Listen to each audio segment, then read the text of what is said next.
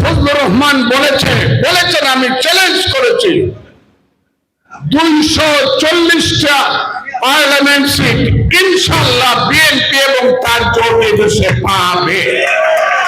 আর কথা বলবো না, বাড়াবো না, আমাদের মুরব্বী কথা বলবে। আমি শুধু বলতে চাই এখন থেকে আপনারা ঘরে ঘরে কাজ করেন। ধানের শীষ মার্কা যাতে বাংলাদেশে, আমি যে কথাটা বলেছি আজকেও পত্রিকায় এসেছে, ফজলুর রহমান বলেছেন আমি চ্যালেঞ্জ করেছি 240টা পার্লামেন্ট সিট ইনশাআল্লাহ বিএনপি এবং তার জোট এদেশে পাবে। এটার কোনো বিকল্প নাই। কাজে এইভাবে আপনারা কাজ করবেন। আমি আপনাদের কাছে এই আশা করে আপনাদের সবাইকে ধন্যবাদ জানিয়ে আমার বক্তব্য আমি শেষ করতে চাই। খুদা হাফেজ। আসসালামু আলাইকুম।